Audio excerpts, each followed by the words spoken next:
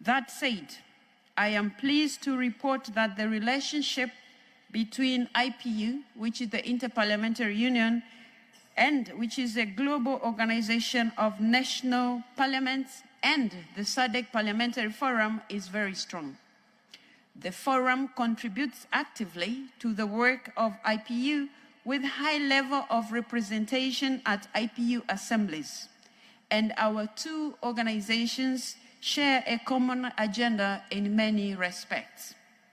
We live in a world in dire need of parliamentary leadership and solidarity to address several overlapping existential challenges, and our two organizations are well positioned to contribute to the reinvigoration of the multilateral system. In that regard, I would like to highlight two important moments in the coming year.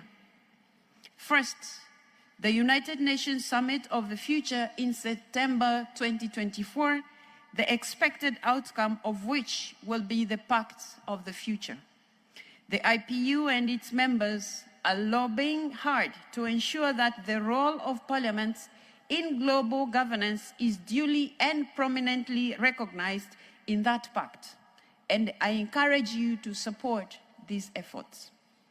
Second, the 6th World Conference of Speakers of Parliament, which will take place in Geneva late in July 2025. I hope all my fellow speakers of Parliament will participate in this major global event of ours, which comes around only once every 5 years. The focus of the Parliamentary Forum this year, the promotion of renewable energy and the creation of a single regional energy market, is very much in line with the IPU's main policy goals, addressing the climate crisis.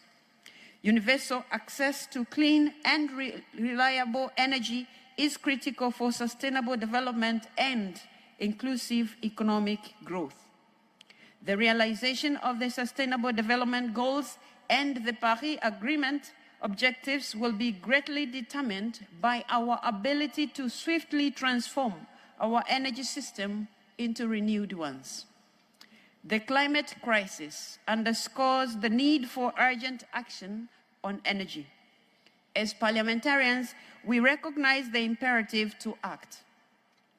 The SADC region is incredibly rich in renewable energy potential. You talk of solar, wind, geothermal, hydro, and biomass. Many countries in the region have already made great efforts in paving the way for the renewable energy transition, including by working together, having a regional power grid.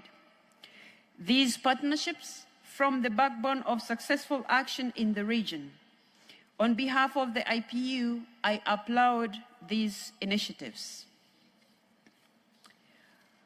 The realization of Sustainable Development Goals and,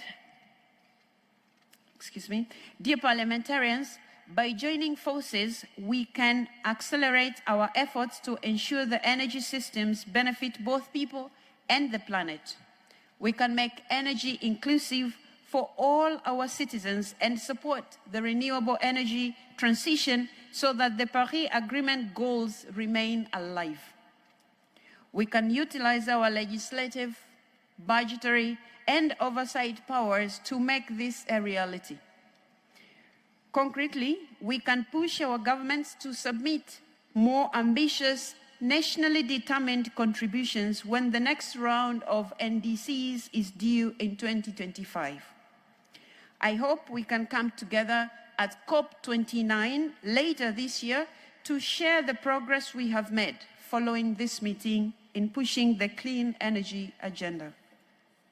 Nevertheless, as one of the members of Parliament of this world and President of the Interparliamentary Union, I would like to take this opportunity to wish all the members of Parliament of this world and the entire Interparliamentary Union family a happy International Day of Parliamentarism, which was celebrated just 2 days ago.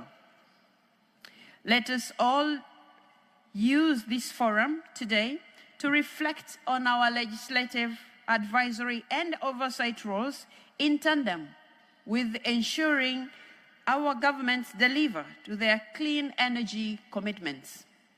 Above all this, our primary role of representation, ensuring voices of the world's citizens are heard. That said, ladies and gentlemen, thank you for your attention, and I look forward to the deliberations in the course of this meeting. Thank you for the opportunity, Mr. President.